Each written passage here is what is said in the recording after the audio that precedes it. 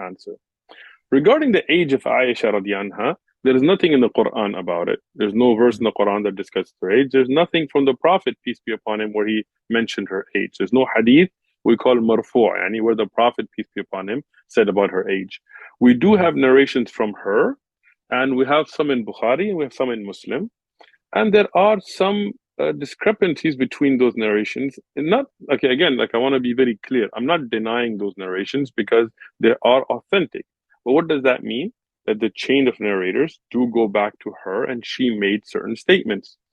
The one in Sahih Muslim, for example, it mentions that she was 7 at the age of engagement, where the engagement took place, and she was 9 at the time of the actual consummation of marriage. The one in Bukhari, one of them, and another one in Sahih Muslim mentioned 6 and 9, and so on. So, and these are authentic narrations.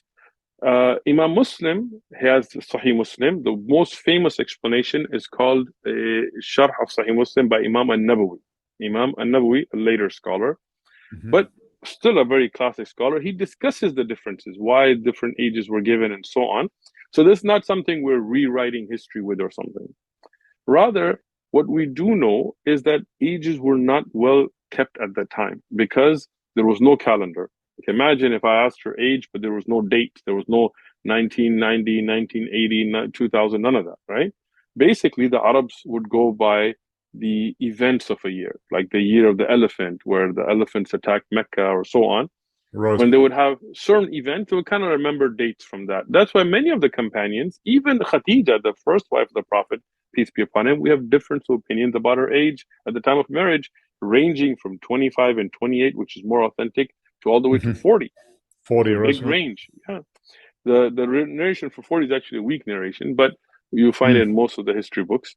But the point being, until the Hijri calendar began in the time of Umar, meaning after the death of the Prophet ﷺ, after the death of Abu Bakr, and the time of Umar, the first Muslim calendar developed, the Hijri, which we still use today. So how would she really know her age? Why did she give 2 different ages? Probably because this was an estimate based on what people told her. It doesn't mean that she's a weak narrator. She's a very strong narrator of hadith. She's amazing. But obviously, she wasn't present-minded at her own birth, right? Meaning, if you ask me my age, I'm going to ask somebody like my mom or check my passport or my birth certificate. Well, if you don't have a passport or a birth certificate, not even a year numbering system, then basically you're going to rely upon other people, older sister. Hey, when was I born? Well, I think you were born around this 8 years. You're about this age. It's going to be an approximate.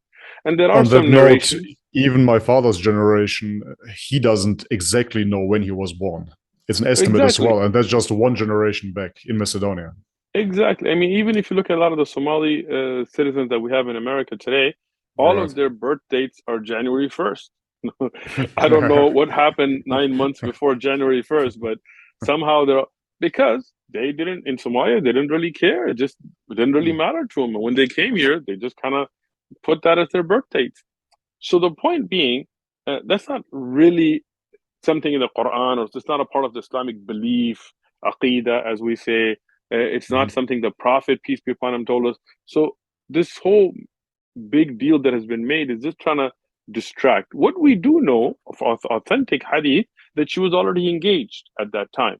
So that means in the Arabian society, whatever age she exactly was, it was the age that girls would usually get engaged, and they would wait till they were physically capable of bearing children, which usually would be indicated through haid, which is the menstrual cycle, which is the natural way of letting you know a woman is ready. And then they would go ahead and consummate the marriage. So that was society of that time. And that was correct. And none of the pagans, none of the enemies of Islam ever objected to that marriage as unusual for that society. So Right. now let's talk about recent time. My grandmother was married at 14. My other grandmother from other side was married at 12, right? Yeah. And that is just, like I said, and like you said, it's very recent. Now, today in America, we would find that unacceptable, right? But it is incorrect for us to judge history by our standards, right? Because Absolutely. today, why do we not have girls get married at 14 and 15, for example, is because they Yeah. got to finish high school and they want to go to Mm. college. Yeah, that's true. But in a society where you don't have high school, you don't have middle school, you don't have elementary school, you don't have colleges, you don't have universities. Once a boy is physically capable, he gets married. Once a Yes. girl is physically, naturally indicative that she can produce children, she gets married. That's how Yes. that society runs. So the marriage of Ayesha was at an age that was perfectly acceptable for the society of that time. Whether she was 9 at the time when they actually consummated or older, as her older sister, some of the narrations mention, doesn't really matter. What Mm. matters is that she was of the right age for marriage for that society. We have in America many presidents that got married to girls that were underage according to our standard of 18 today. We Yes. have Elvis Presley Elvis married Presley. a younger Yeah. girl. You have, I mean, if you go to Europe, all your kings, right? Yeah. And since we're on the subject, you know, how old was Rebecca according to biblical references when she got married in the Bible? 3, right? So Mm. I'm just saying that if David Wood or any of the Islamophobes want to be just and honest about it, well, according to majority of the biblical scholars, Mary was about 12 when she got married. They might come back, oh no, no, no, Mary's age is not in the Bible. Well, Aisha's age is not in the Quran, radiallahu anha, Right. right? Fair enough. But Yes. if you go to any historical references like the Catholic Encyclopedia and others, they will mention that she was around 12 to 14 years of age. And Joseph, according to those references, was around 90 at the Mm. time. Yeah. And, they had sexual intercourse afterwards, as most references will mention. And, she was married to him at that age. Now, today, that would not be acceptable.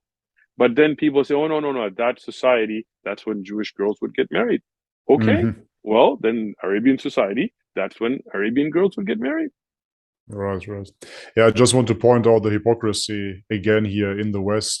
If you look into what teenagers do, everybody knows it. It's an open book. When they hit Right, puberty, they go out partying, they have promiscuous right. sex, teen pregnancy, etc., etc. So this is nature. This is God showing you that the bodies are fully functioning. Yeah, And instead of using it productively, like your grandparents in that case, they use it absolutely in the wrong way I and agree. end up, yeah, never married, single mom household, whatever, right? There's So a what's good there's about a that? school in San Diego. I used to be a teacher's assistant when I was going to college in that school, Mm, and they have a daycare for the girls, and it's a middle school, right? okay. That means sixth, seventh, eighth grade. Hmm. And I remember there was a 12-year-old girl that had a child Yeah. in that school.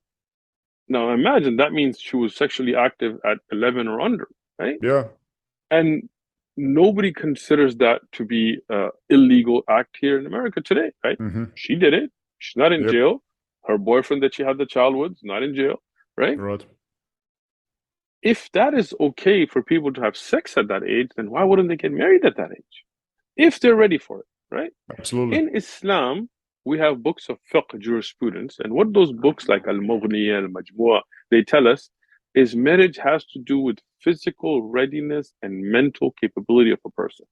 Meaning, if Hmm. you're in a society where through menstrual cycles or whatever else, you are ready, and that's not the only thing. There are other indicators that can be taken for sexual intercourse, and you want to get married at that age, we cannot say, no, you cannot, right? Because Right. if you don't have, like some societies, the average lifespan is around 30 years of age, and Hmm. even till today. It's interestingly, and if that is true, and you tell somebody you have to wait to be 21 to get married, You have to study how are they? first. Who's going to raise the kids, right? Yeah. Everybody's going to like by the time you're 10, your parents are dead.